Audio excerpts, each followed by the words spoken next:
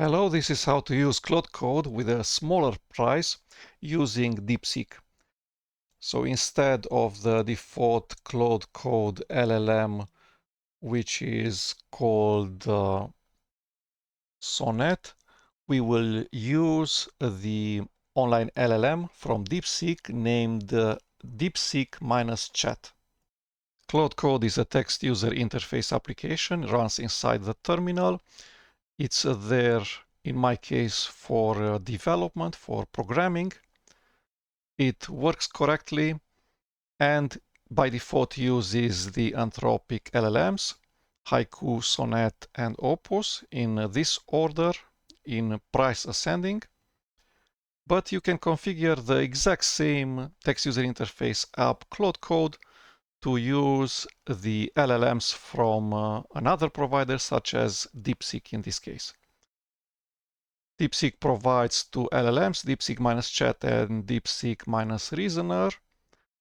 The default option in Claude Code is the LLM with the medium price, which is Sonnet.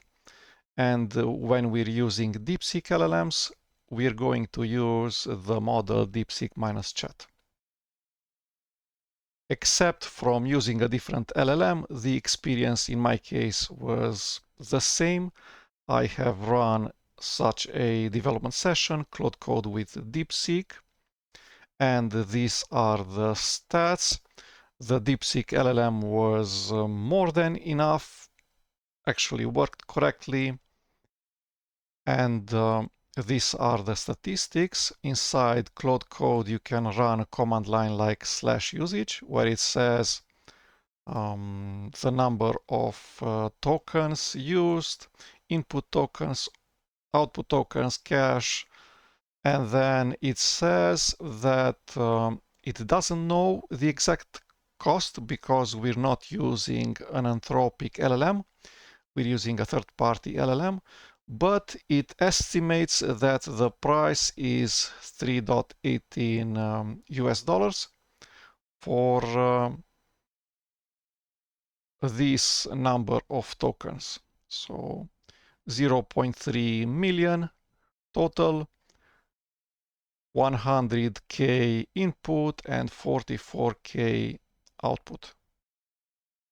And then when looking at the actual payment that I need to do, which is inside the LLM's webpage, platform.deepseek.com/usage, I can see the total cost is 0.031 US dollars.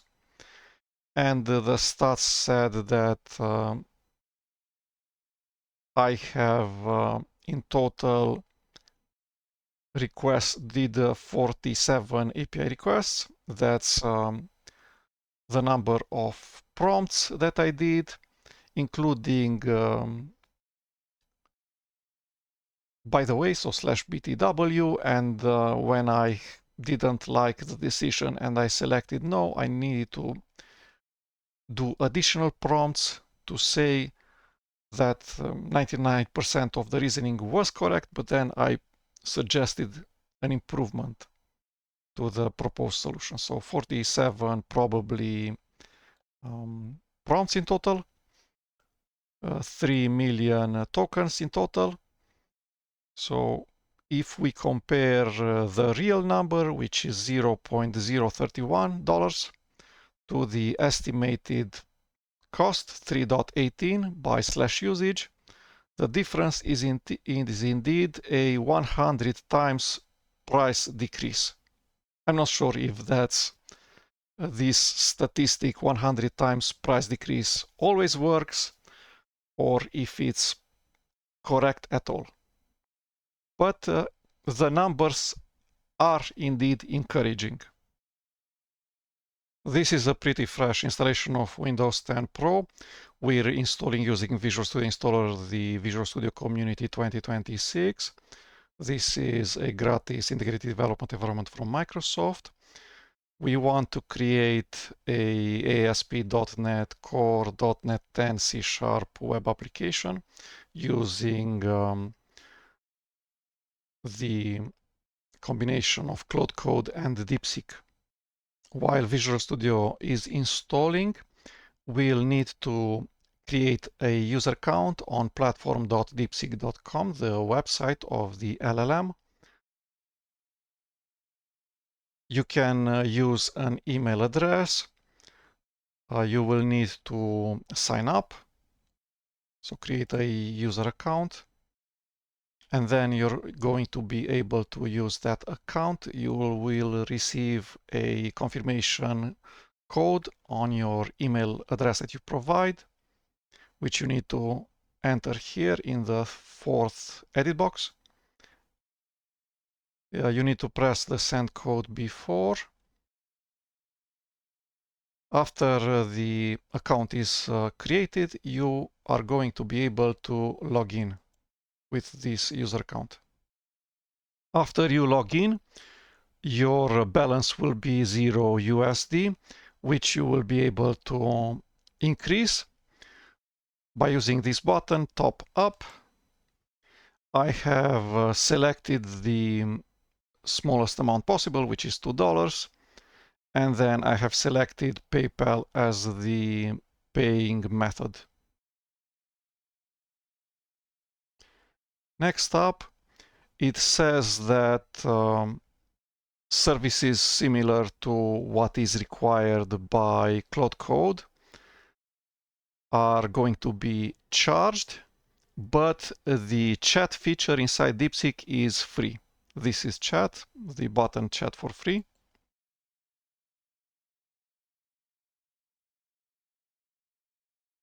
We need to log in again. We're in the chat interface of DeepSeek, a web app. It keeps saying that it's free. Hopefully it is. Using this one, we'll be able to ask how to install Claude Code on Windows, and then how to configure Claude Code to use DeepSeek as the backend. Let's see how we can install Claude Code.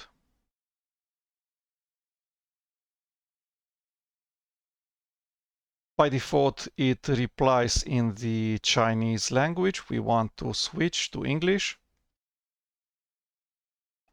Let's see how we do that. Let's wait for the output to finish.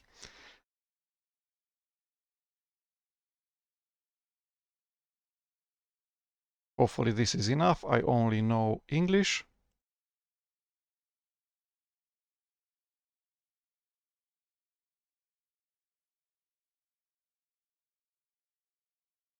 Okay, let's see what it said. We're not interested in WSL. There's an equivalent of curl to bash.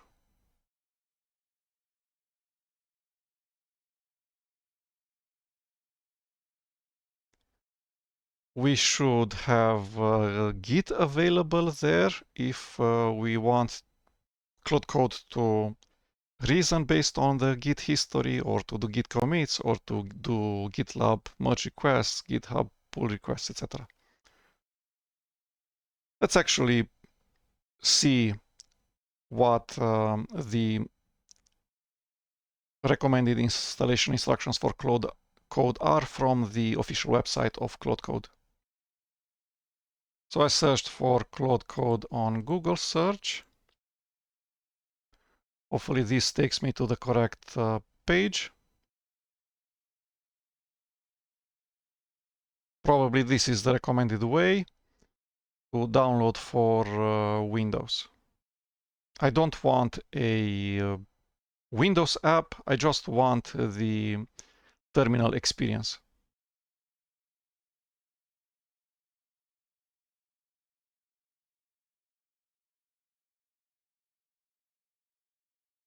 Maybe this is the button to use, other ways to use terminal. And then we have the curl bash incantation.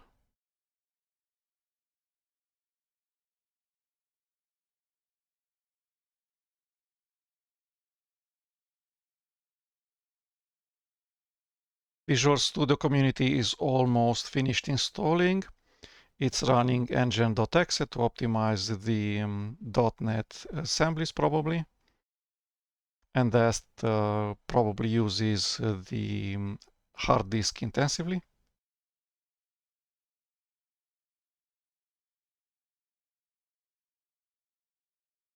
I'm not sure if these instructions actually work on Windows. I know curl exists on Windows, but then bash does not exist by default.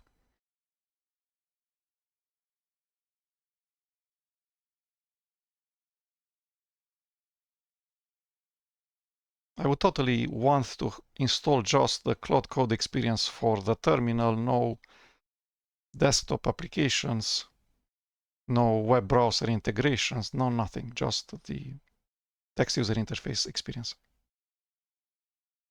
The installation of Visual Studio was completed. After Claude Code is installed, I'm going to restart the computer. A ton of software was installed on the computer with the Visual Studio 2026 installer and Claude Code, and a restart is a good idea on Windows. Okay, the installer for Claude Code for Windows asks to accept cookies.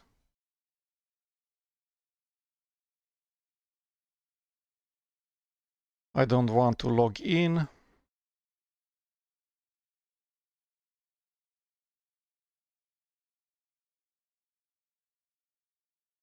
Let's read a bit the documentation.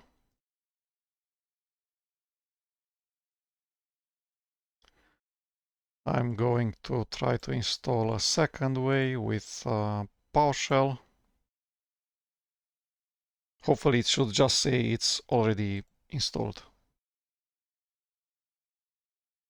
I don't know if PowerShell should be elevated. I guess so.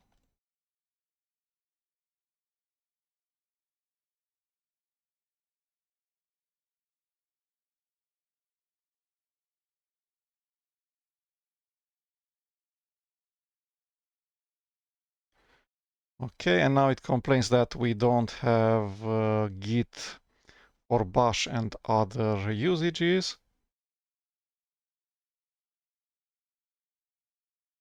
Requires PowerShell 7.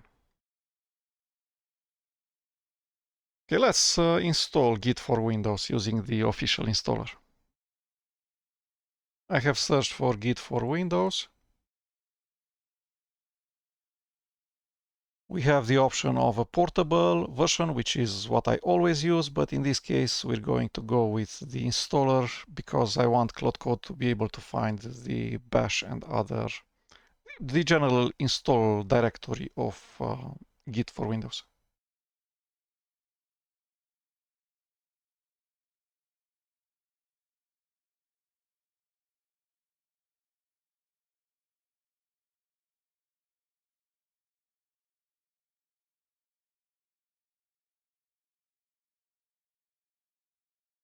I haven't installed Git maybe in the last 10 years.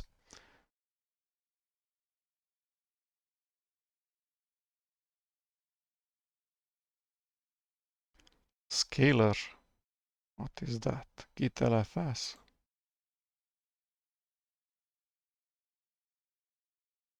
I don't know how to install it. We want a start menu item.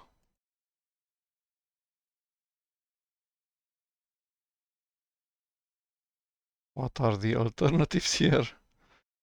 Vim, let's go with Vim. Git init master, works okay. Git from the command line from third-party software. Maybe if this is the default option. Bundled SSH. The native SSL TLS library in Windows. The auto CRLF, I totally don't like it.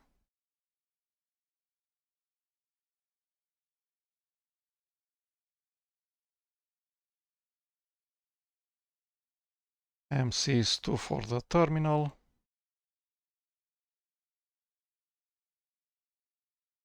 I'm not sure what it's asking here. We're not going to use the Git credential manager. Provides a significant performance boost. Okay. When on Windows, I usually just download the Git for Windows x64 Portable, which is a 7-zip self-extractor, and then I extract it in C:\temp /bin in this directory. And that's it. That's the way I install Git. I don't use the install wizard. I'm not familiar with the options provided in the Git installer window wizard. Okay, let's see if the change is instantly available.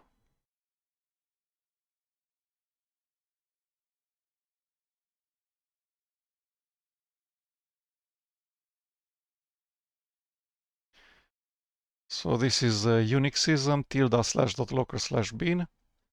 It's trying to use this directory for the installation. And it says that it's not inside the path environment variable yet, which I'm not sure. Let's check.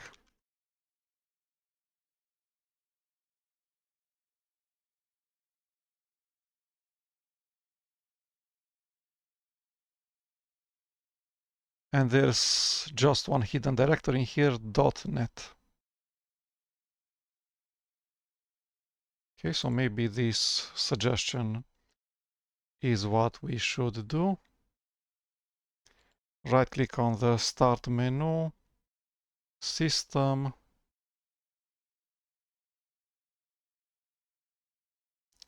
advanced, environment variables,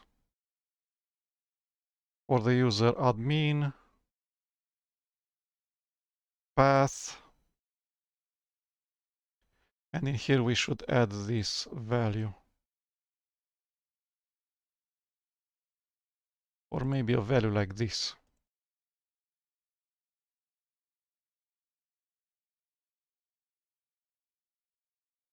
With .local/bin. Backslash.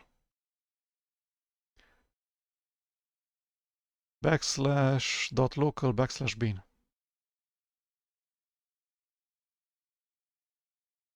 Okay.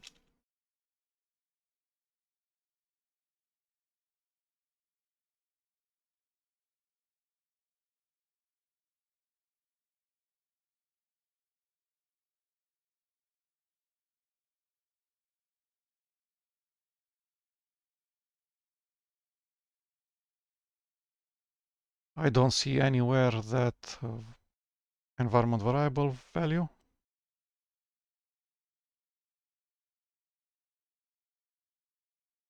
I'm going to restart the computer at this point because I finished installing the large installers, Visual Studio Community 2026, Git, and Claude Code for the terminal. I have restarted the computer. In a terminal, I wrote Claude.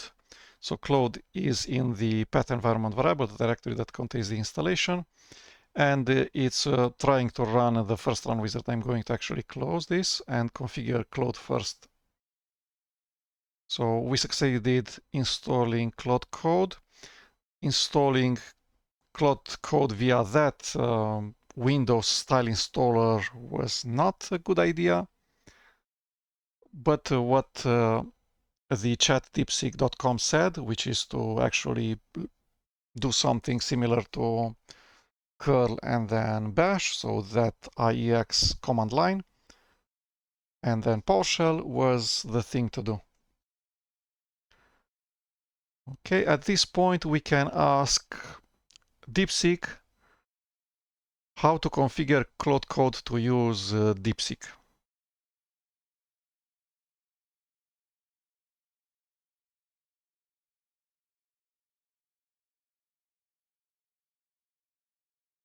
It remembered that I prefer the English language.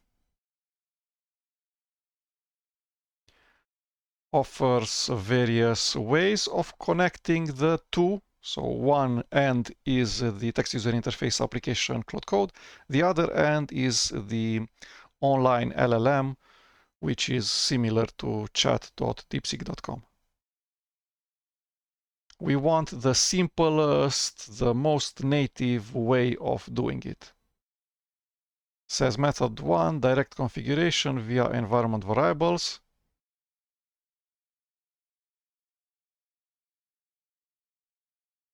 I don't really want to mess up with the environment or use a bash script or a batch script or PowerShell script that configures the environment variables. I find it more clean to just have one configuration file that contains the all of these environment variables. Whatever, the settings for Claude Code. So from what I see, it forgot that we're on Windows. Yes.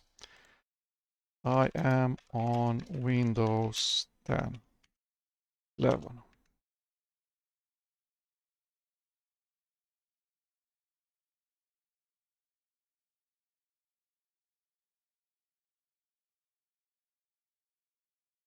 Clean isolation.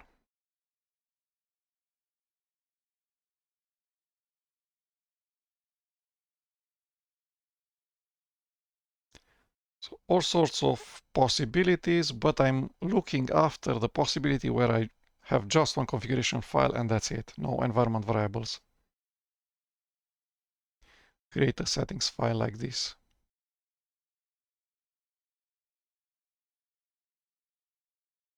Wow, and it's creating it using PowerShell. Okay. I don't like this thing. So it suggests that I create a configuration file. I don't edit the default Claude Code configuration file. I create a separate one, and then whenever I start Claude Code, I provide the new configuration file via the command line parameter ---- settings. I want to edit the default Claude Code config file.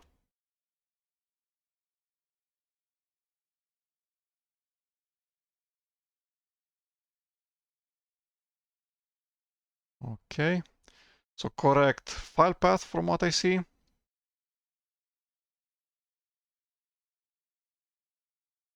Which is this one, .claude/settings.json. Let's navigate there.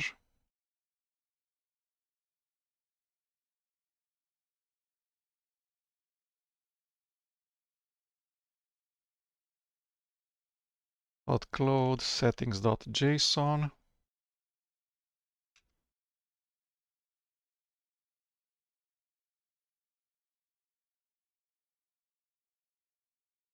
So I have opened the configuration file settings.json from my home directory, subdirectory .claude, a hidden directory. The file already existed, said auto updates channel latest. I'll need to add some more lines. I want this block with env. How do we do that? Copy paste doesn't really work.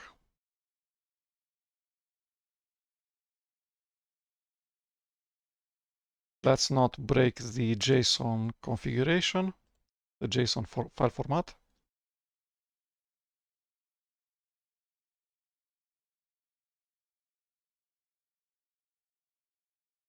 So hopefully this works. There's two top level items, auto updates channel and env, separated by a comma. And the values should always be the same. Or not. Wow. So the configuration file suggested by chat.deepseek.com has changed drastically from yesterday. we want the AUTH token that you create in this tab in platform.deepseek.com API keys. You press the button create new API key. You name the key somehow. I named it CC from Claude Code. And then it generates a key. You actually need to copy this string without the asterisks.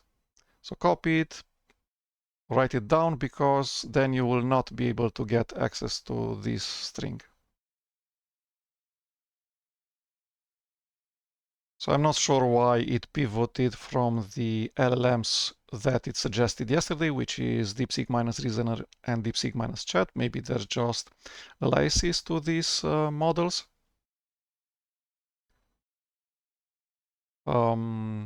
If today is preferring the model, the LLM that is way more costly, so the equivalent of the Anthropic Opus, then that's not going to be great, because I actually like the default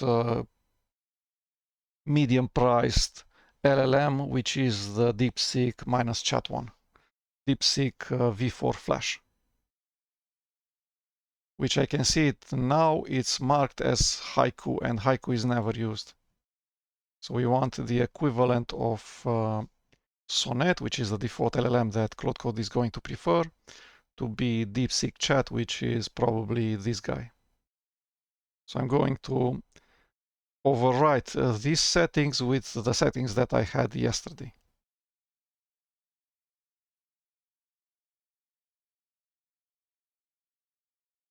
And then it says effort level max, which I don't know what it means. All sorts of settings here. So let's look at the settings. Says that Claude Code will use a URL that needs to behave in a certain way, so to respect the application programming interface API.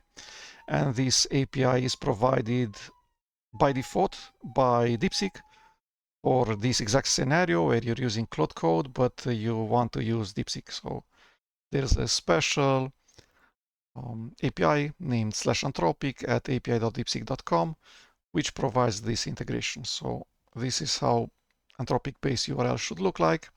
And then default model should be Sonnet. And Opus should be the expensive one, which is deepseek-reasoner. And then Sonnet and Haiku should be the medium-priced one, which is deepseek-chat. The only thing that remains is to put in here your actual API key. At this point, I'm going to guess that Claude Code is going to work okay. And I still have an extra step to do, which is I'm going to actually run Claude Code not inside cmd.exe, not inside PowerShell.exe, not inside Windows bash.exe from Git or inside the Windows terminal, but actually inside Visual Studio Code. So let me install Visual Studio Code first. I have searched on Google for Visual Studio Code. Accept, download for Windows. Save.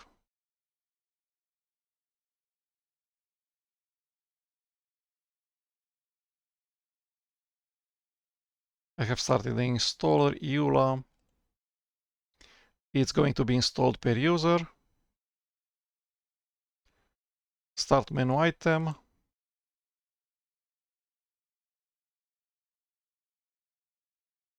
Requires a shell restart.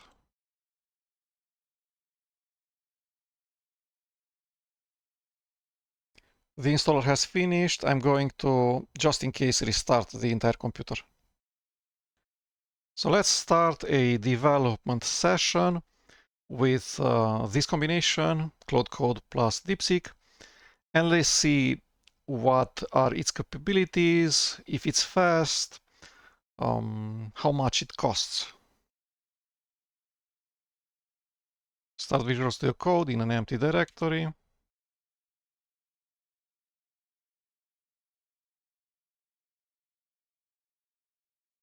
Continue without signing in. Continue. Get started with what? Okay, I don't want to use any AI tool inside Visual Studio Code. I'm not going to use the tools from Microsoft or anything else. I don't want any agent integration, chat panels, etc. I'm just going to plain use the terminal. Says if I want to trust the directory, I'm going to make the terminal bigger. It prefers PowerShell, which I'm not sure it's a good idea, but that's it. I'm going to start Claude Code. So there's an executable named Claude, which is available inside the path environment variable in Windows, inside of one of those directories in there, probably inside my home directory .local/bin. First run wizard in Claude Code. Do I like dark mode? Enter. I'm going to review whatever Claude wants. Default settings for the terminal. I trust the folder.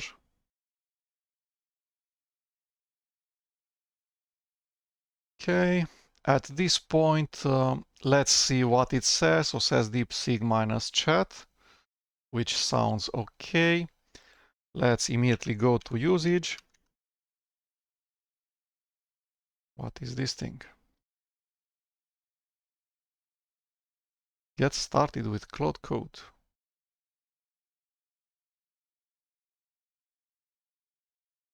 As part of running Claude Code for the very first time inside the Visual Studio Code terminal, it's going to also try to install some extensions for Visual Studio Code, which you can see in here in the left toolbar, in the left sidebar.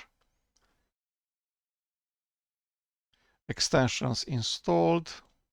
Claude Code for vscode is already installed. And now Claude Code should be able to know which files are open in Visual Studio Code, because sometimes you will issue prompts inside Claude Code, something like for the currently open file, do this. So it needs to know the currently open file. It also needs to know the selected files, the selected lines.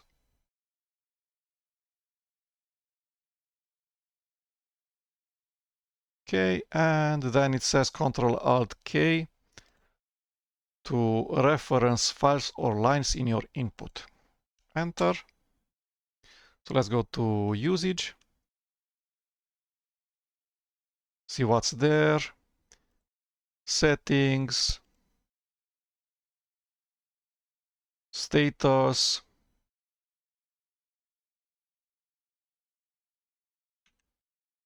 Config. Usage. And stats. Let's exit. Escape. And make sure that the entire combination works. So Visual Studio Code plus Claude Code plus DeepSeek by asking the simplest question ever.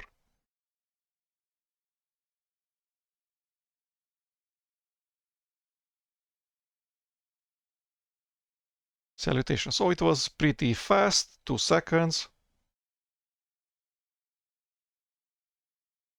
There's reasoning, Ctrl-O, but only after the reasoning phase finishes, and the reasoning phase might take 6 minutes.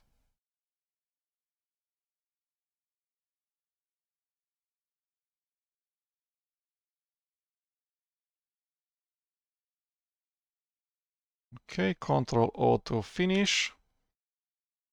And now let's start. So we are on the operating system.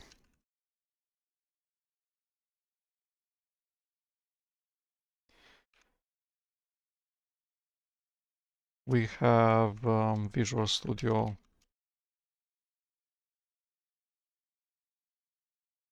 Community 2026.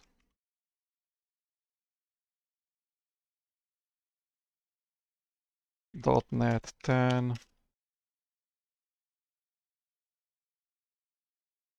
Create a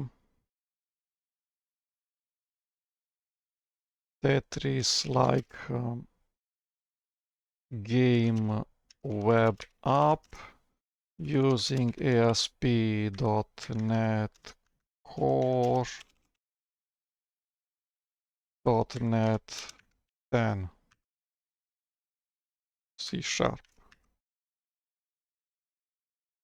So let's see the prompt. We are on the operating system Windows 11 Pro x64. We have installed Visual Studio Community 2026 .NET 10, created Tetris-like game web app using ASP.NET Core, .NET 10, and C#.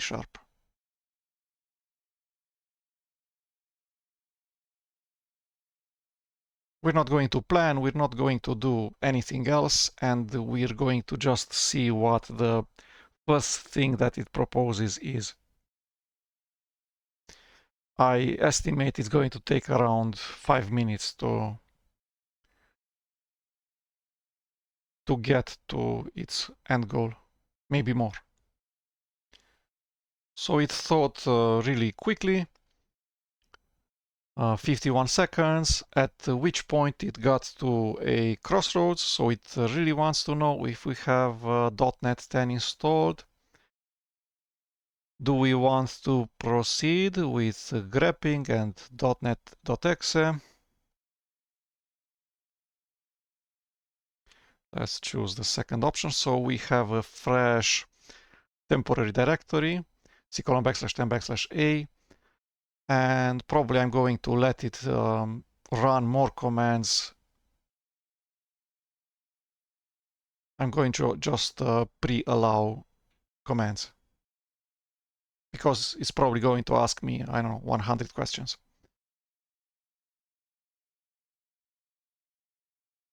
This command requires approval. So .NET new, which is scaffolding probably, right? MVC, project name, no HTTPS. Sounds okay. I have selected the second option, which allows it to run this command in the future. It says welcome to .NET 10, which is a good idea. SDK version sounds okay. Wants to create directories for models, services, and hubs.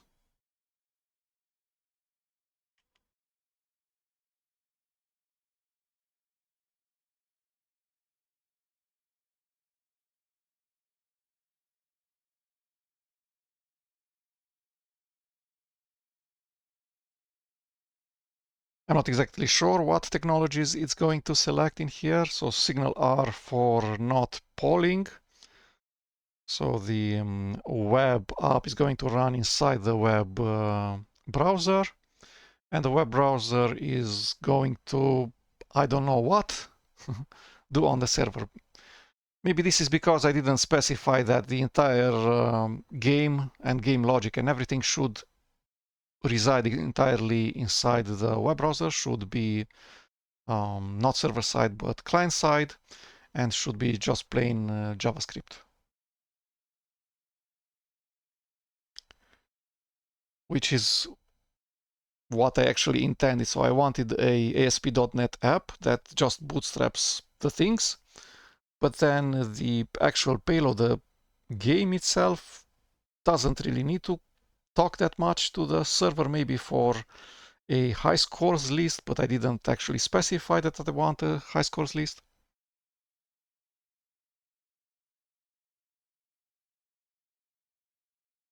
So it iterates over the app. It keeps fixing issues that it encounters. I'm not sure exactly how it encounters. I'm not sure if it's actually trying to build the app, to run the app, or just to do static analysis using itself, using the exact same LLM.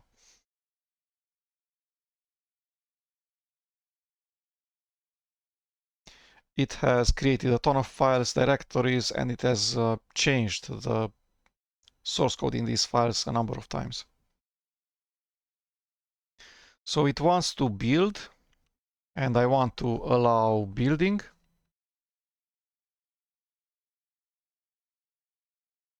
Building means compiling C# source code, and then probably also doing .NET Publish for the web app part.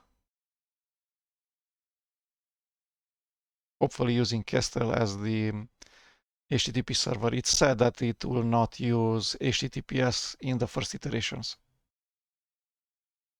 Default TCP port for ASP.NET Kestrel 5000 TCP. This command requires approval, which is .NET run.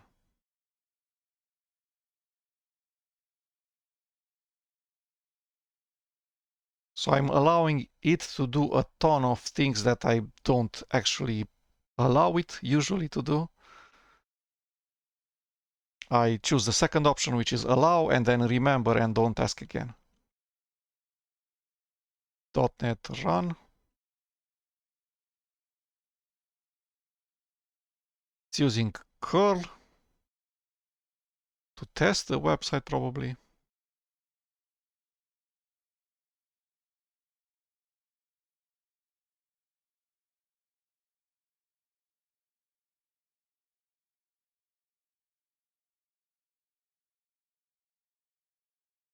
I'm not sure where it's taking curl from, either from curl.exe, which is part of the Windows operating system, or maybe it's part of the Git for Windows installation.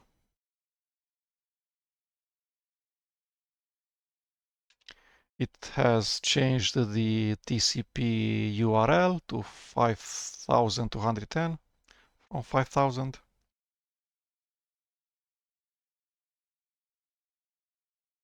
It's testing the API.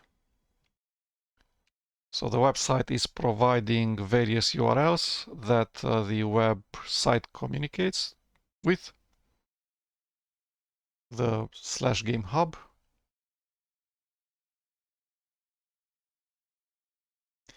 And now we're accepting any curl command line.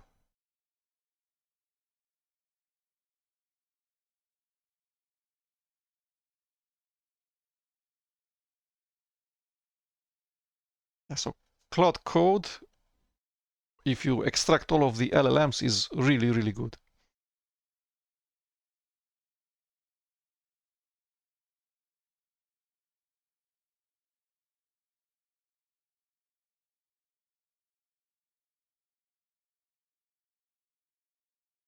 Support for pausing the game.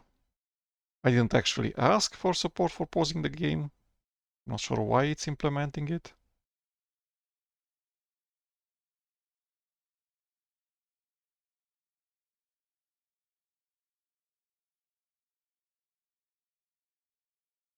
Yeah, you could intervene at any moment with /btw. Don't implement pausing. It's not required, for instance.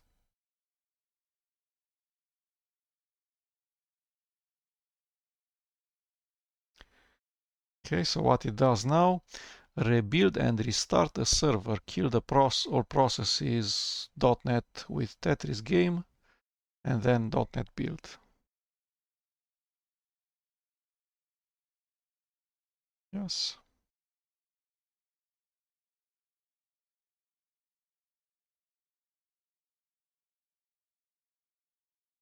It worked a ton, it created a ton of files, and we don't yet have not even the initial git commit.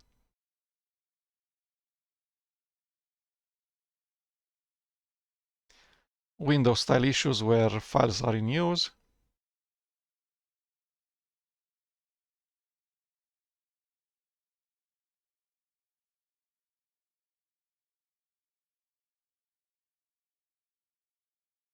I've accepted to kill the process tetrisgame.exe.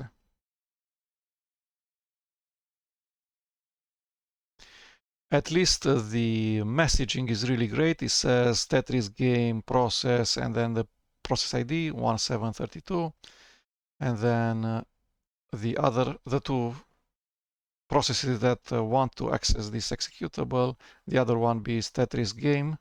So an executable with the same name but different process ID 4508.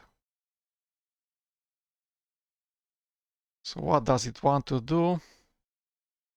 Find all .NET processes, netstat inobb. Looking at the processes, making sure that a process is listening on TCP port 5210.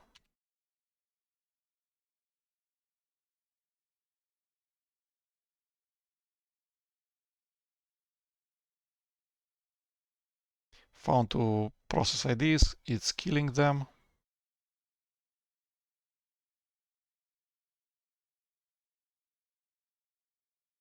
So it's doing very, very similar things to what a Unix developer would do at the Unix command line. So killing processes, listing processes, doing grep.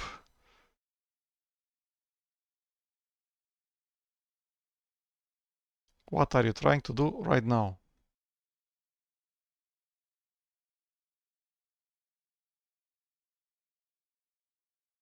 Stop process with the ID which was stopped a number of times already.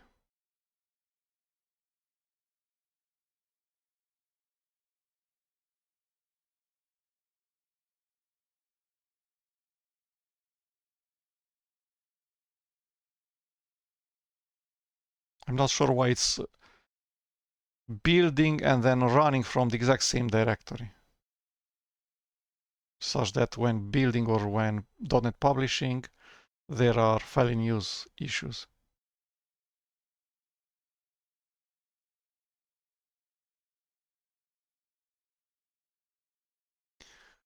So it's doing some curl tests for JavaScript, CSS, and Signal R.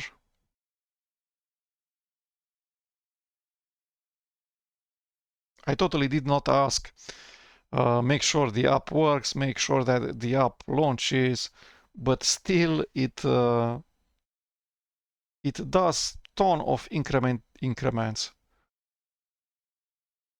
It's not just responding to my first prompt and say, hey, we got to the first iteration, put this very minimal source code under version control, and then when you're ready, prompt me to continue. It's just continuing and continuing and continuing and asking questions every time. And confirmations mostly. More killing, more building.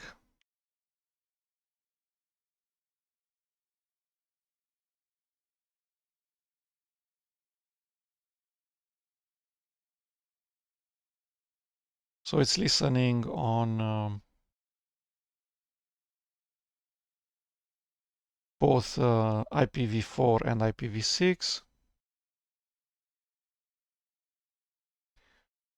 And now what is it trying to do? Continue looking at process lists using PowerShell this time. Wow. I'm allowing it to do any PowerShell script. More killing. It's very strange that it kills a process ID by process ID instead of killing by executable name, but then because it's .NET 10, what's the name of the process? What is it doing now? More killing.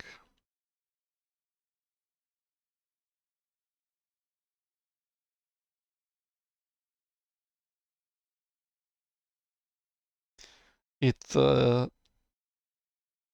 wrote an invalid command line starting with taskkill.exe.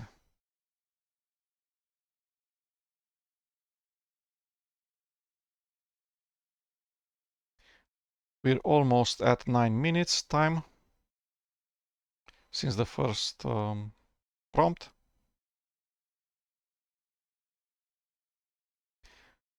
Okay, so it says that this is it. Finished in 2 seconds before 9 minutes, so 8 minutes 58 seconds. And it's created an application which I don't know if it's already running. We'll see immediately. So the game engine runs in C#, so C# maybe means server side.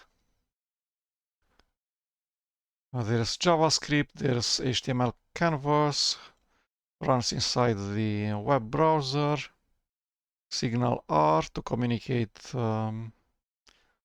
in real time between the web client, so the web browser, and the web server. ASP.NET Core MVC.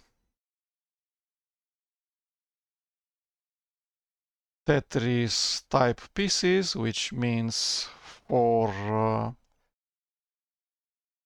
squares.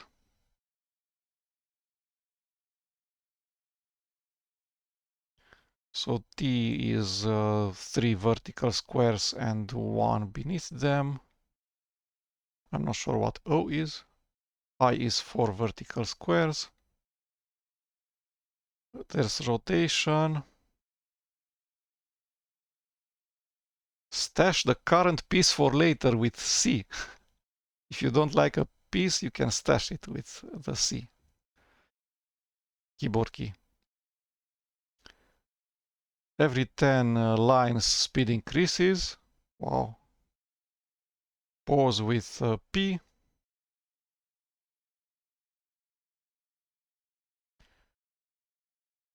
The clock actually runs on the HTTP server, not inside the browser.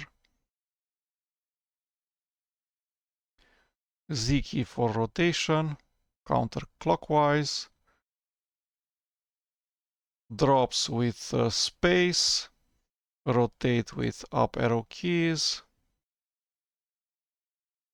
Probably the left and right arrow keys are for moving the piece.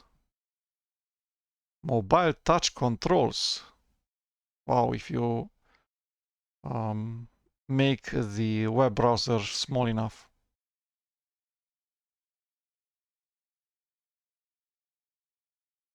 Okay, let's actually inspect what we have here.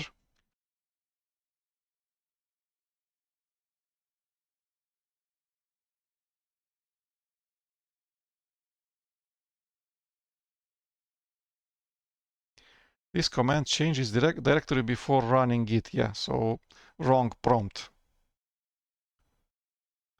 We actually want another terminal inside Visual Studio Code to run commands that work correctly in cmd.exe.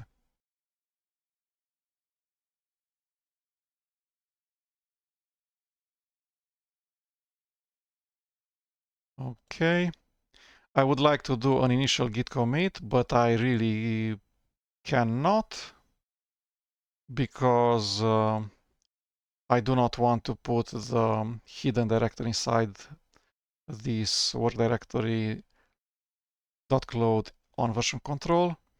And I also don't want to put the rest of the files that should probably be git ignored in Visual Studio projects. So let's get the git ignore file for Visual Studio first. I have searched for vs git ignore. This is the page that I'm after, github.com/github/gitignore, Visual Studio.gitignore, raw. Let's create the file. Top level A, new file, .gitignore, Control A, Control C.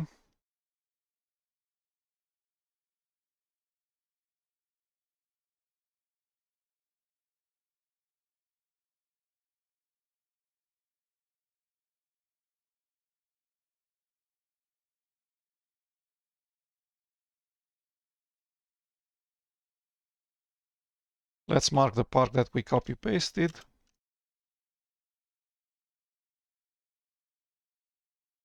Okay, and project specific, we want to ignore the entire top level directory Claude. Let's rescan. And now it looks way better. So it downloaded the Bootstrap open source package and also jQuery validation and jQuery. I'm not sure how. If it's using a package manager such as, I don't know, NuGet or Node.js, npm.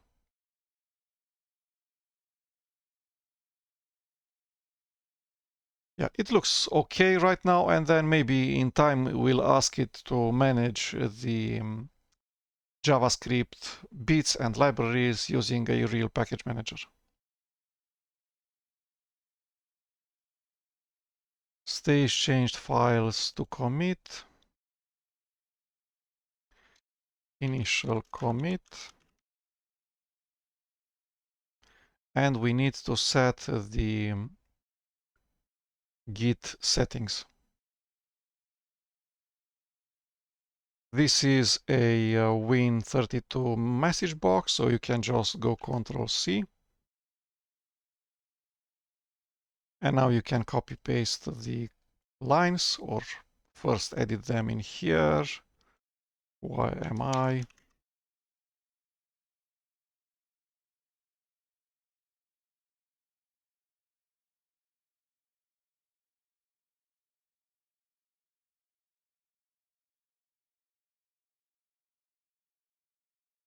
Okay, and just run it. Run these two commands. Paste.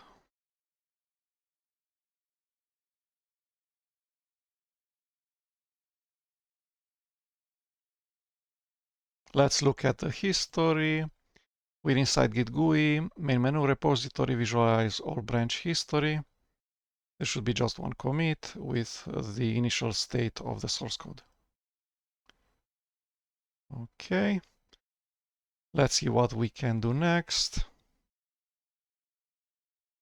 So putting the source code under version control was a priority because we don't know if the app works, if it builds, if it runs, if it looks okay, and a ton of work was done, so we should have a checkpoint that we can always go back to in case of emergency. Okay. And at this point, I want to batch files.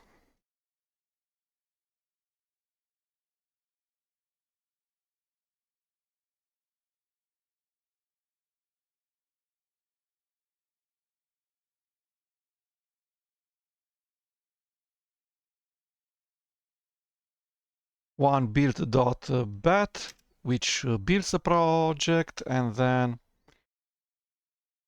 another one run.bat to run the web app.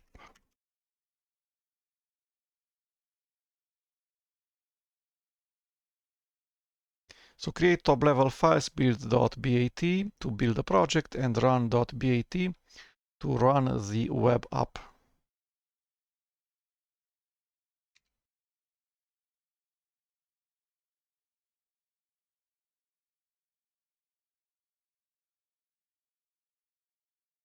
So top level means inside the directory that's open in Visual Studio Code, not inside the Tetris game directory. Double click build.bat to compile, run.bat to start playing. The server's currently still running.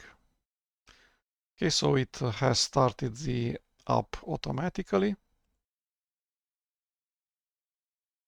So I press Ctrl click, and instead of opening a web browser, it opened a web browser inside Visual Studio Code. Multiplayer coming soon. Okay. How can I play this thing?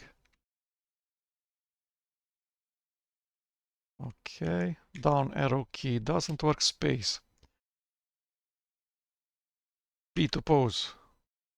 Yep, I don't like this state of affair. Let's go to an external web browser.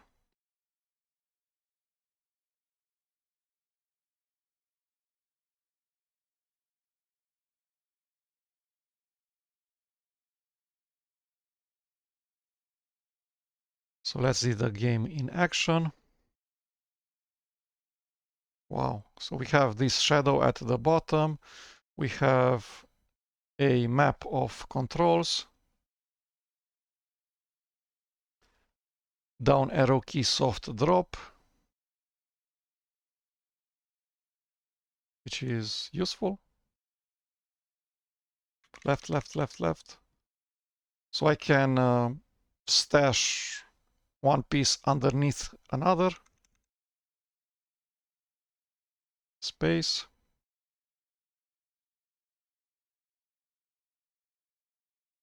The shadow doesn't respect rotation.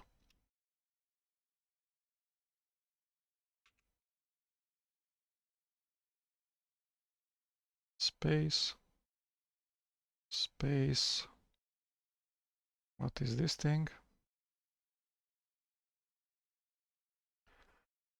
Yeah, that's about it. The game works way better than expected. We have the preview for next. We have stash with the C key on my keyboard, which probably moves this current piece, so the square 4 into the hold. There's levels, line speed, at whatever you would expect. So let's just ask to fix the shadow. At the bottom of the screen is the preview of where the piece would land. This preview does not respect the current rotation of the piece. So at the bottom of the screen is the preview of where the piece would land. This preview does not respect the current rotation of the piece. Found the bug. Ghost piece. One-liner fix. Another good moment to do a checkpoint. So Git GUI was already running.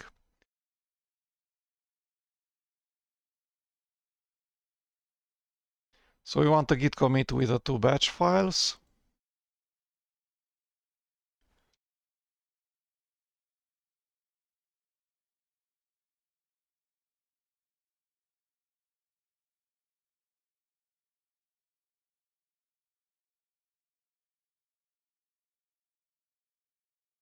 And the other one is only if it actually works, I'm going to commit this thing. Even if I create a commit, I can amend it later. So let's use the name that it uses. So the ghost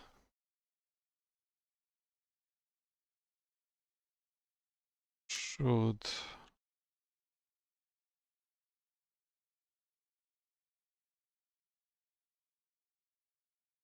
make the ghost respect rotation.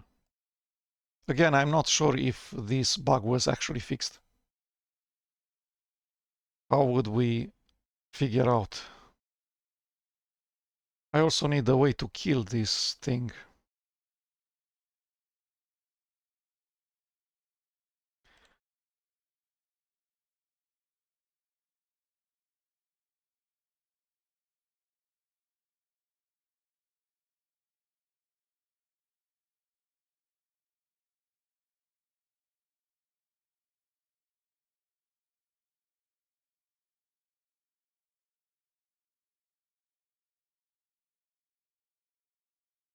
create kill.bat, which kills all running processes related to this web app except the web browser.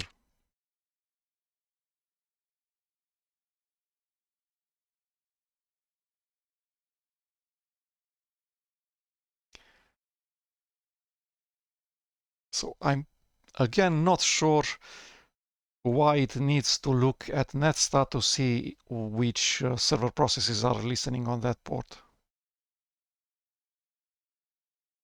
And why killing needs to be so complicated. Isn't it just a matter of stopping all processes with a given name?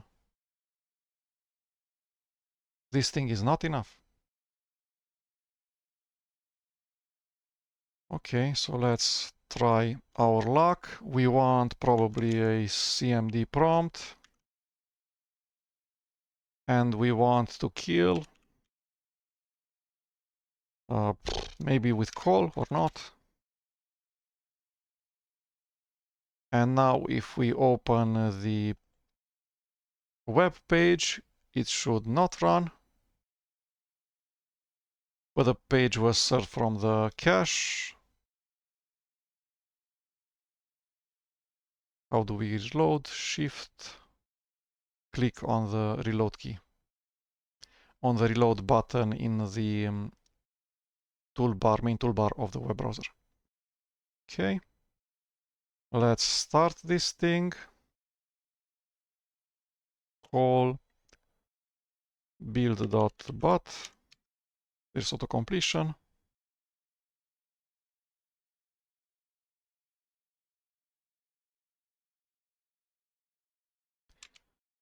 And then running.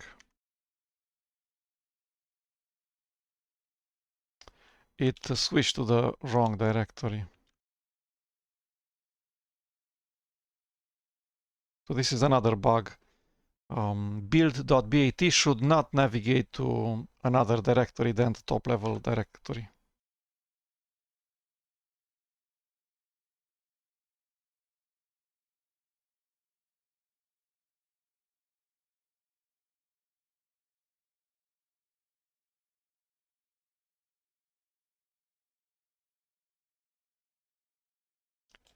Okay, so it says that everything is working. The port is probably hard-coded, so it's always 5210.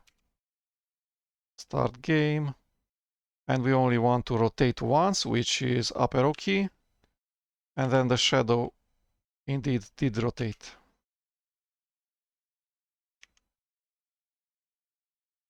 Okay, let's see if C stashing works. So C moved to the hold. And only one piece you can put in on hold. So very satisfied with the quality of the LLM, of the large language model. Very satisfied with also Claude Code if you remove all LLMs from Claude Code. So the combination, the match is really great, works correctly. In my experience, is as good as Anthropic Sonnet, which is the default LLM used by Claude Code. Let's look a second at the source code, and then we'll look at the final usage. So it created a subdirectory Tetris game, which is a .NET app with the usual bin directory, object directory. There's no CS projects except the top level one, which is tetrisgame.csproj, which is probably a ASP.NET Core app, which we can see in here. Says tetrisgame.csproj project SDK is microsoft.net.sdk.web. So this is ASP.NET Core. Depends on .NET 10. There's an entry point that creates the world, uses top level statements. So there's builder.build and app.run. Let's see where the default port is configured. Probably in a configuration file. Control-Shift-F, Control-Shift-F. Why doesn't Control-Shift-F work? It just doesn't. 5210. So in launch settings.json, the port, TCP port is hard-coded under the properties directory, subdirectory.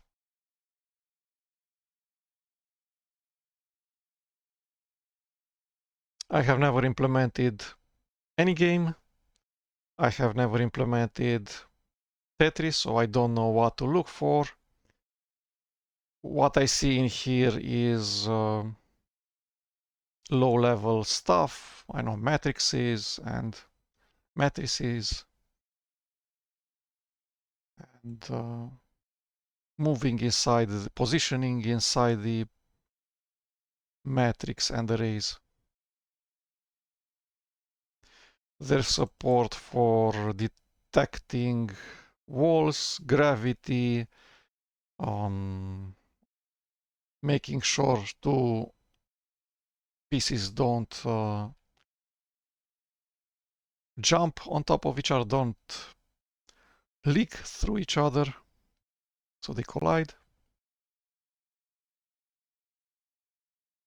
Support for hard drop, which is the space keyboard key, holding with the C key. And this is the parts that exist on the server side, which are probably exposed over the API. So surprisingly, hard drop is implemented server side, not entirely inside the web browser.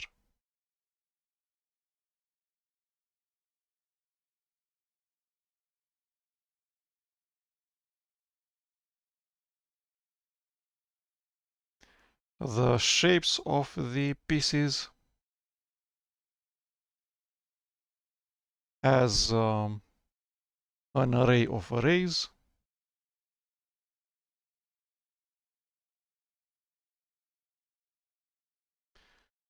Yeah, a ton of intelligence in here, so it takes a real human a ton of time to get at this point, to start from a scaffolded .NET create project until this part, and a ton of technical decisions taken on the way to getting to this point. So signal R, a ton of game logic running inside the C# web server, not inside JavaScript, the web browser.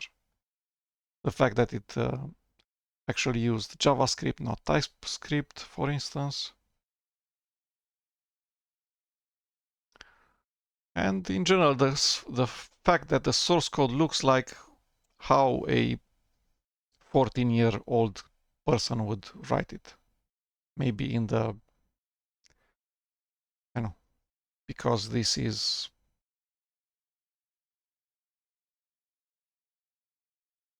the way the most samples of Tetris apps were implemented online. The sources of inspiration maybe are so low level. Or maybe this application is just, I know, 80% maths with all of those matrices and arrays. So this is it with the app. It does work correctly. Claude Code, when it created the app, it kept testing it constantly. It found all sorts of issues. It found missing features like pause. It figured out that the pause feature is kind of needed, so it saw the feature was not implemented. It implemented it. Why it tried to make sure that .NET exists. Once .NET exists, it scaffolded using the correct tools, which is .NET. It built using the correct tools, which is .NET build. It looked inside the output of all of the commands to see no errors are there. It used the correct command to run, .NET run. it figured that it would need to use a fixed TCP port, settled on 5210, hard-coded it in the correct place. Yeah, there's a ton to like in here. The web app, the resulting app is not maintainable for me. I'm not sure why. It's small, a very small number of files. The source code is also small, but it's not maintainable by me. It was not created by me. I know it. It doesn't have me inside it.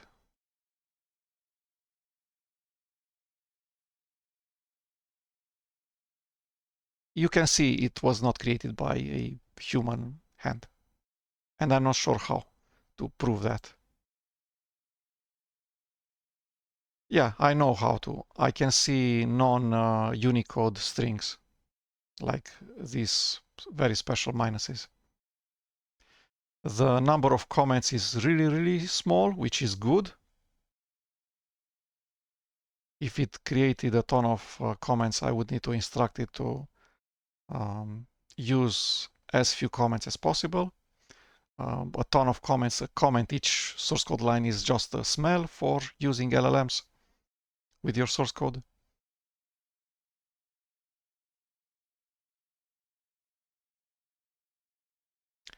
It decided to use underscore convention, so something like a Hungarian notation for class members, object members, object fields.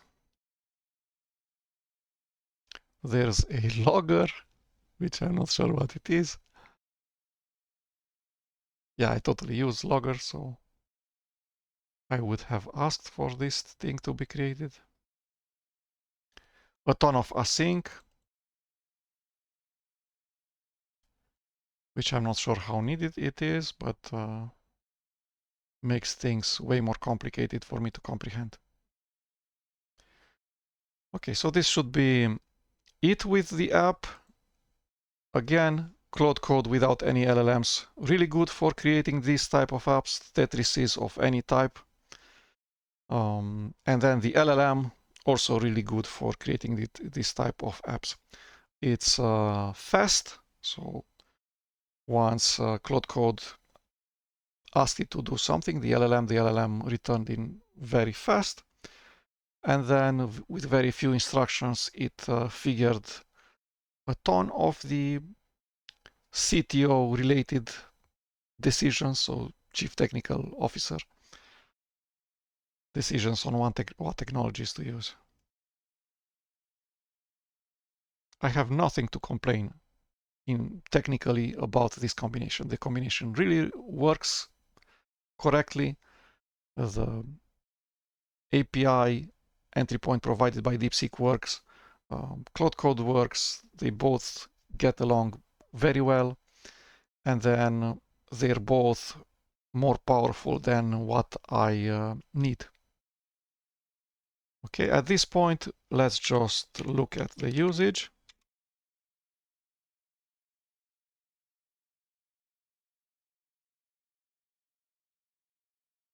And also write everything down. So /usage says total cost. The speed is also important. Really, really fast.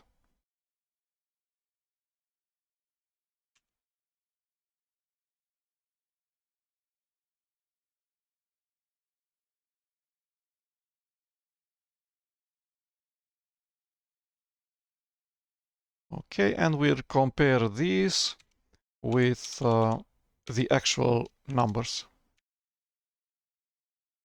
which we can get from the platform.deepseek.com website. So in platform.deepseek.com/usage, we can see extremely similar results to what I had previously. So in a previous session, in a previous day, I did something very, very similar. I have installed this tech stack, and then I told it to create a Tetris game, but then using another technology, not ASP.NET Core.NET 10. And the total duration is very similar.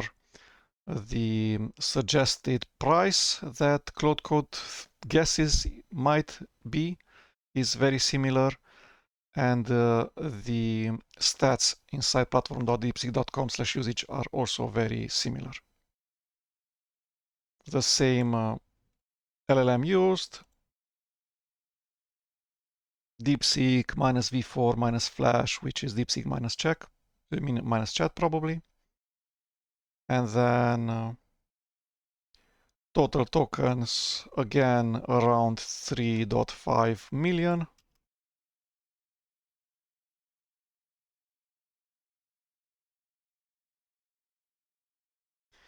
And the price, the same.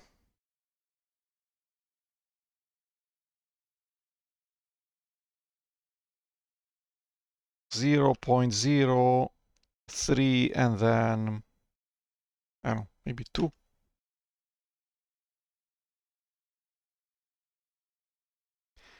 And that's it.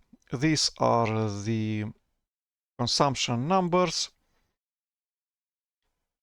An estimated by Claude Code of 3.51 US dollars, with the actual price being $0.032.